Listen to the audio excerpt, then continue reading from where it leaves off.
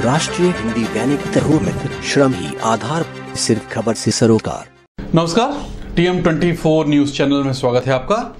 2022 के यूपी विधानसभा चुनाव की बेला पर ब्राह्मणों को लुभाने के लिए बहुजन समाज पार्टी अध्यक्ष और 4 बार की प्रदेश की मुख्यमंत्री मायावती ने पार्टी के वरिष्ठ नेता ब्राह्मण चेहरे सतीश मिश्रा को जिस तरह जुटा लिया है, वो सोशल इंजीनियरिंग का उनका आजमाया हुआ फार्मूला है, पुराना भी है, जो उन्हें प्रदेश में सत्ता का स्वाद चखा चुका है।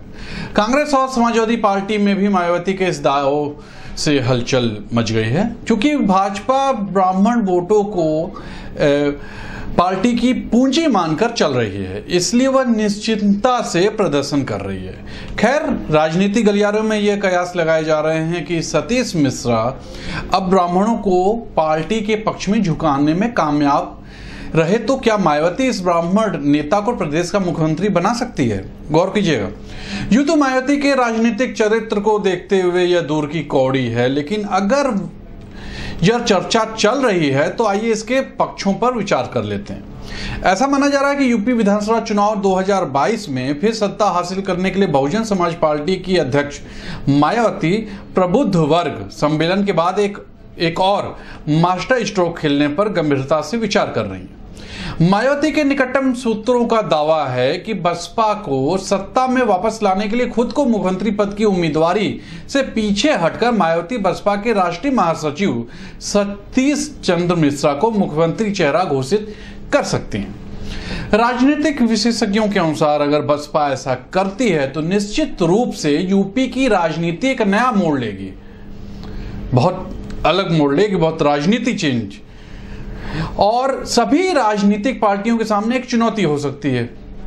बसपा को इस मास्टर स्ट्रोक से पूर्वांचल ही नहीं, पश्चिम यूपी में फायदा हो सकता है। बसपा सुप्रीमो मायावती की इस चाल से अभी राजनीतिक दलों को भी फिर से नए समीकरण बनाने पड़ सकते हैं। पार्टी सूत्रों के अनुसार ब्राह्मण समाज को लामबंद करने के लिए सतीश मिश्रा को सीएम कैंडिडेट घोषित करने को लेकर बसपा के अंदर भी तेजी से चर्चा हो रही है। मायावती बसपा के सबसे बड़े ब्राह्मण चेहरे सतीश चंद्र मिश्रा को मुख्यमंत्री पद का उम्मीदवार घोषित करने के फायदे और नुकसान के बारे में भी पार्टी के अंदर नेताओं से फीडबैक ले रही है। ऐसे में काफी समय से प्रबुद्ध सम्मेलन को लेकर ब्राह्मण समाज को जोड़ने की कोशिश कर रहे सतीश चंद्र मिश्रा सीएम चेहरा बनाने से पार्टी को फायदा हो सकता है।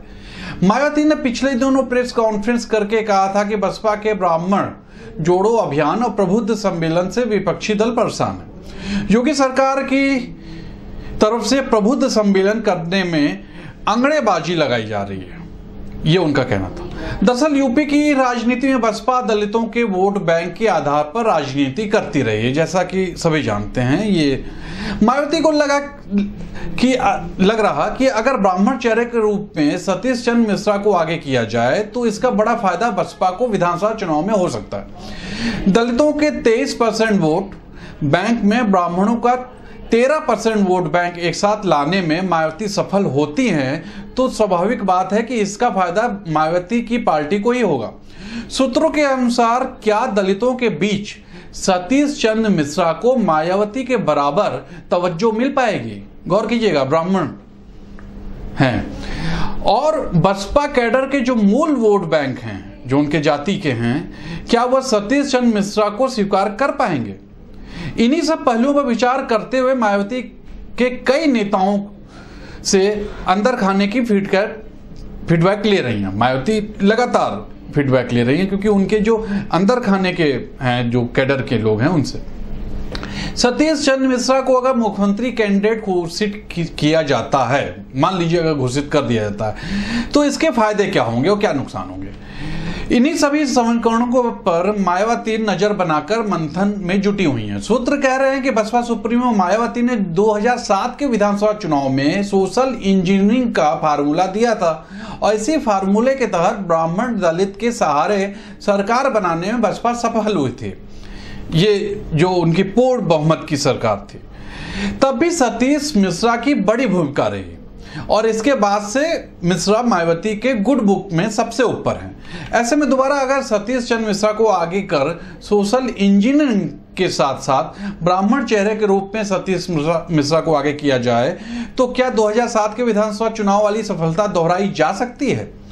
2007 में ब्राह्मण, दलित और अति पिछड़े समाज को टिकट में भागीदारी दी गई थी और वह रणनीति सफल हुई और इसी का परिणाम था कि बसपा की सुप्रीम और पूर्ण बहुमत की सरकार बन गई।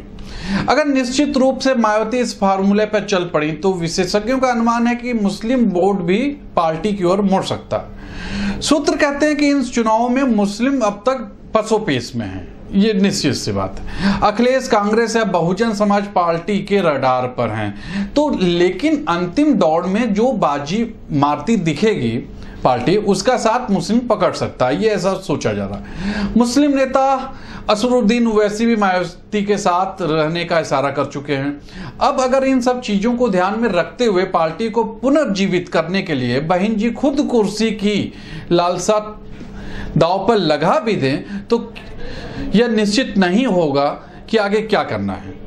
तो आगे देखने वाली बात होगी कि आगे बहन मायावती का क्या रवैया रहता है, वो सतीश चंद्र मिश्रा को आगे करती हैं सीएम के पद पे कि नहीं। तब तक के लिए नमस्कार, देखते रहिए TM24।